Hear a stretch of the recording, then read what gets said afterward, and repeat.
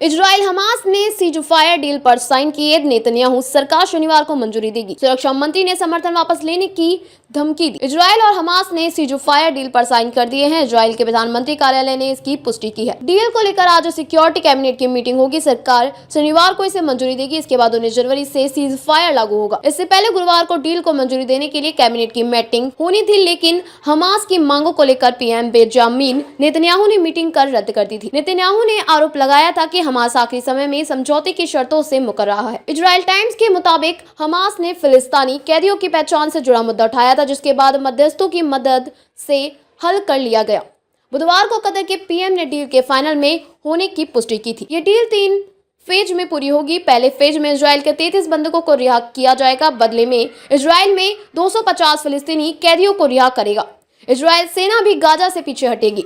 Israel के राष्ट्रीय सुरक्षा मंत्री और दक्षिणपंथी नेता वैन ग्वेर इतामार हमास के साथ सीज़फायर डील के विरोध में उतर आए हैं। गुरुवार शाम वैन ग्वेर ने डील को मंजूरी देने पर सरकार से समर्थन वापस लेने की धमकी दी। इजराइल टाइम्स के मुताबिक ग्वेर ने हमास के साथ समझौते को बड़ी लापरवाही कहा है। उन्होंने कहा कि ओतजुमा येहूदित पार्टी नेतन्याहू की लिकुड पार्टी से गठबंधन तोड़ देगी। ऐसा होने पर वैन ग्वेर ने दोबारा सरकार में शामिल होने के लिए गाजा में फिर से युद्ध करने की शर्त भी रख दी है। डील के मुताबिक सीज़फायर का पहला फेज 42 दिन का होगा। पहले फेज में हमास 33 इजरायली बंधकों को रिहा करेगा।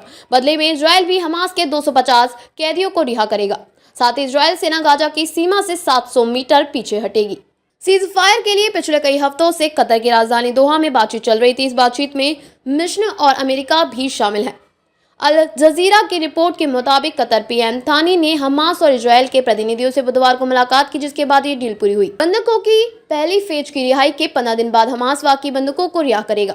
इस बीच दोनों पक्ष स्थायी सीज़फायर पर बात करेंगे। अमेरिकी राष्ट्रपति जो बाइडेन और नवनिर्वाचित राष्ट्रपति डोनाल्ड ट्रंप ने बुधवार को सीज़फायर को क्रेडिट लेने का दावा किया। व्हाइट हाउस ने इस डील में ट्रंप के प्रतिनिधि को भी शामिल किया था। ट्रंप ने सोशल मीडिया पर पोस्ट करते हुए कहा था कि यह ऐतिहासिक समझौता राष्ट्रपति चुनाव में हमारी जीत की वजह हो पाएगा। ट्रंप ने कहा कि यह डील मेरे प्रशासन की शांति स्थापित करने और अमेरिका व उसके सहयोगियों की सुरक्षा सुनिश्चित करने के प्रयास का सबूत है। इजराइल और हमास के बीच सीज़फायर डील के विरोध में इजरायली नागरिकों ने प्रदर्शन शुरू कर दिए हैं। टाइम्स ऑफ इजराइल के रिपोर्ट के मुताबिक प्रदर्शनकारियों ने सरकार पर आतंकियों के सामने सरेंडर करने का आरोप लगाया है।